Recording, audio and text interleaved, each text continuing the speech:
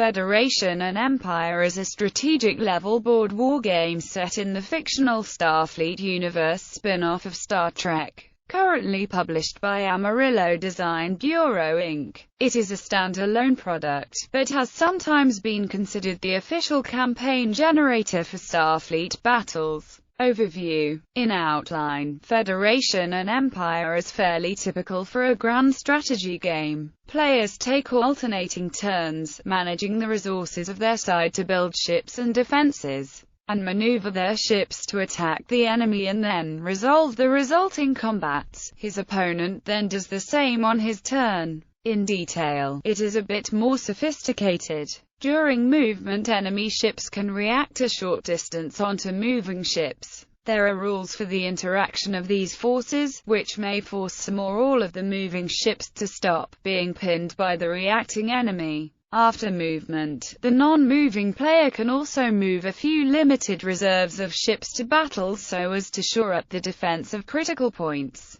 After combat, the moving player retrogrades or moves ships that were in combat back to source of supply or repair, and finally moves a limited number of ships vast distances to prepare for the coming enemy turn. The main focus of the game is the General War, an 18-year-long conflict set in the Starfleet universe that involves all the major powers of the Alpha Octant. The scale is extremely large compared to board games in a terrestrial setting, with each hex on the map representing 500 parsecs. As the rules point out, this reduces the Milky Way galaxy as shown on the map to a two-dimensional object, because only the core would have a cross-section greater than 1 hex and the core is not rendered on the map. Units are typically individual ships, each with its own combat rating. Each of the interstellar governments or empires can have dozens, perhaps hundreds, of ships, leading to a game with a potentially very high number of counters used, on a map that is only as large as a small strategy game. However, significantly larger maps are available for purchase directly from ADB that greatly reduce this problem. Player aids also permit individual counters to represent large fleets, with the constituent ship counters being kept off-map. While nominally a two-player game, players must keep each empire's records separate,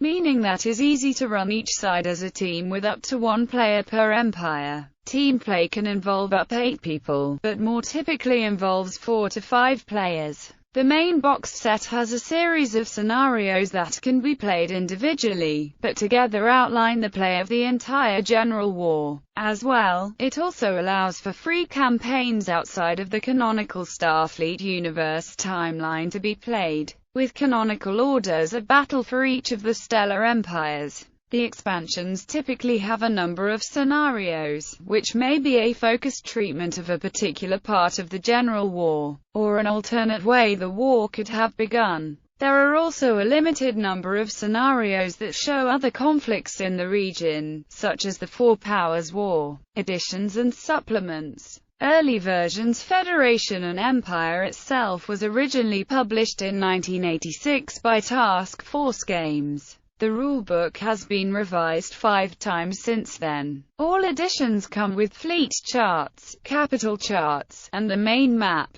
The original set included 10 numbered sheets of double-sided counters for ships as well as 2 sheets of single-sided counters for markers and the like. TFG's first strategic-level game for the Starfleet universe was Federation Space, released in 1981. It was derived from the current working draft of what became Federation and Empire, and so can be considered an older brother to it, even though there are notable differences between the two. Deluxe Edition Federation and Empire Deluxe Edition was published in 1993 by TFG with the significantly updated and expanded Rev 3 rulebook, a nicer-looking map and a new set of counters. Deluxe Edition retained the 2 single-sided counter sheets, but had 3 identical sets of 4 double-sided counters, providing 2 extra sheets by excluding a small number of unique units. At the time, the rules mentioned an upcoming expansion, Total War, which was expected to provide all the things that could not fit in the box. However, as new ships and ideas were still be promptly introduced to the SFU through Starfleet battles, this proposed expansion quickly took on dimensions equal to the original game. Carrier War was the first supplement offered for EF&E in 1993. It consisted of new rules, new scenarios, and counters providing separate carriers and escorts. Special Operations was a smaller module published in 1993 that brought in several new rules, such as Klingon stasis field generators. Marine Assault was published in 1995 and featured extensive rules detailing the use of ground troops and Marines in strategic operations. 2000 edition. When Amarillo Design Bureau took over the publishing of all Starfleet Universe material from TFG, they continued selling the Deluxe edition, but soon released another large rewrite of the rules in 2000. This Rev 4 rulebook is usually called F&E 2K. In 2004, the countersheets were again changed, from A, B, C, D to 1 and 2. In total, the number of counters are the same, but the counters that players may want extras of have been segregated onto 2, so that they can be bought separately. Once the counters are punched out, there are no differences between F&E 2K4 and the previous version. Advanced Operations, published in 2003, was the first new expansion after the rewrite in F&E 2K and focuses on the later years of the General War with X-ships, heavy war destroyers, as well as more sweeping rules like raids and battle groups. Combined Operations was published in 2003 as a revised replacement for both Special Ops and Marine Assault. It provided a much-needed rewrite of elements of the earlier expansions and included new content such as police ships. Fighter Operations was published in 2004 as an updated version of Carrier War and also introduced new carrier types to the game. Planetary Operations, published in 2004, features more ways of producing and repairing ships, like planetary repair docks and depot-level repair. Strategic Operations includes rules and counters for hospital ships, sector bases, diplomatic teams, and other additions to the game system. In addition, Captain's Log has a regular section devoted to the game, and often includes preview material for future expansions, such as the set of trial rules for the Interstellar Concordium in issue 25. 2010 edition. In March 2010, ADB Inc.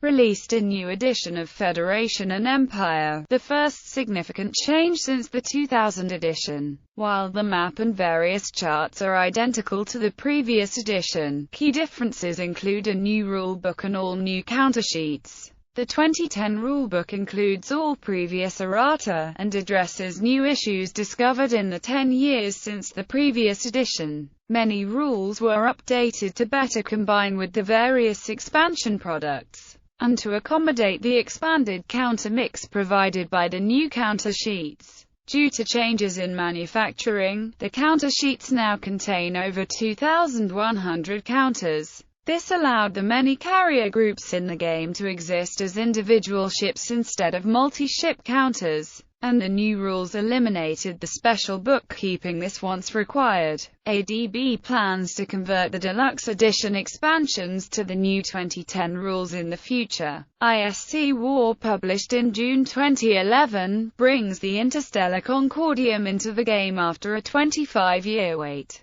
The game includes the ISC pacification scenario at the end of the General War, as well as a scenario on the expansion of the ISC to their borders at the beginning of General War. Minor Empires is the next planned expansion for Federation and Empire. This is part of the originally planned Civil Wars product. The product will include rules and counters for the Win, Vuda, Lyran Democratic Republic and the Celtorians. Tactical Operations will be primarily a counters-only product, with minimal rules and adding ships not currently in the game from previously published Starfleet Battles products. Civil Wars will cover the Romulan Civil War and the Zeta War of Return, the Lyran Civil Wars from before the General War, as well as the introduction of Wynn and Lyran Democratic Republic to the Federation and Empire system.